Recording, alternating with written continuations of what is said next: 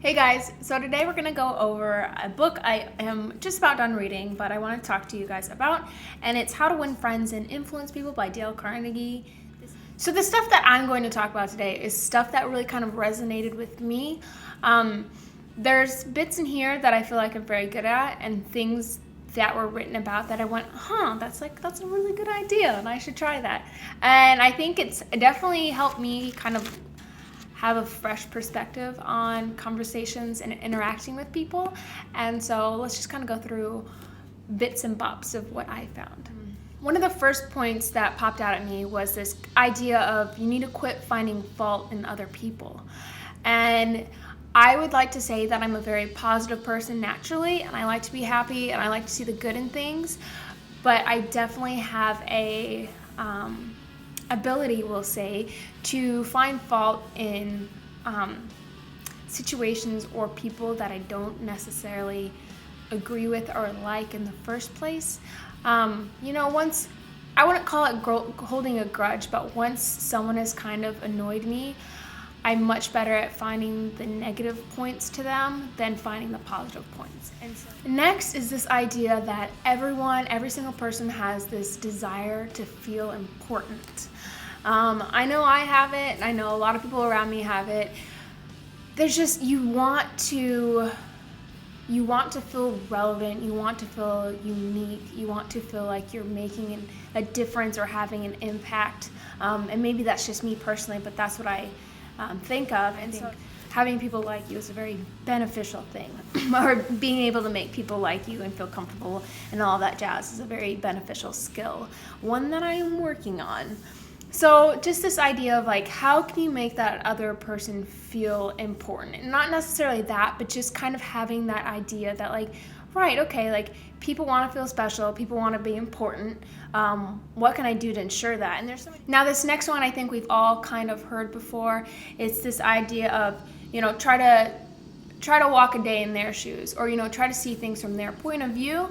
What are they thinking about this situation? Like, how are they feeling? Like, what is going on in their lives that are influencing their actions or their emotions right now? And I think we all get so caught up in like what we're feeling and what we're thinking and what we want that we don't necessarily take the time to step back and look at like how other people are feeling.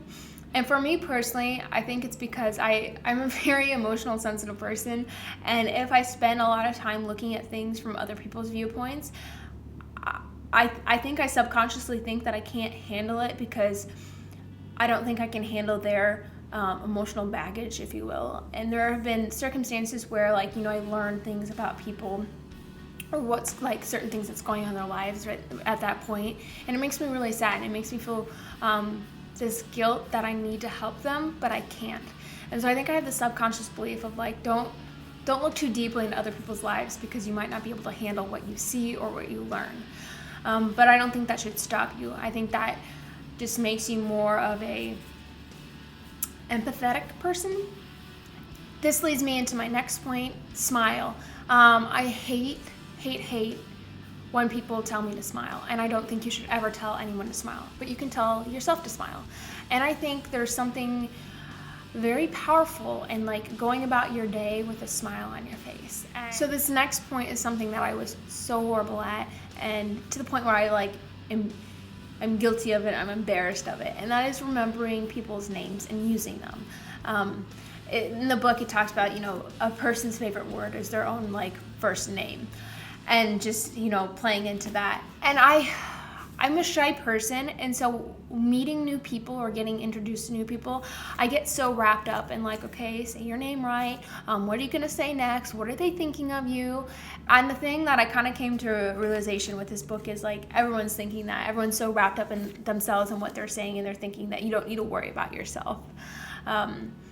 But I would and they'd introduce themselves and say their first names, and it wouldn't even register on me. I think after meeting a person a second time and being like, what was your name again? Sorry. I think that's okay, or at the end of me meeting. But I think after a couple times, you can't do that anymore. So you have a deadline of when you have to remember people's names.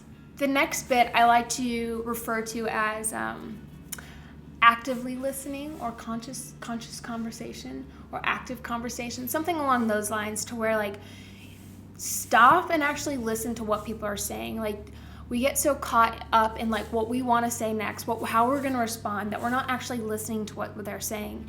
And so we could end up like thinking like, okay, this is how I'm going to respond, and then you like interject and respond, and they're like, that's not even what I was talking about. Like, you missed the point because you weren't listening. So just back off, let people talk, just pay attention to what they're saying, ask questions about what they're saying, because people really like when you're asking them questions and they're doing the talking, and you'll come out of that as they're like, wow, it was really fun to talk to them because you let them do all the talking.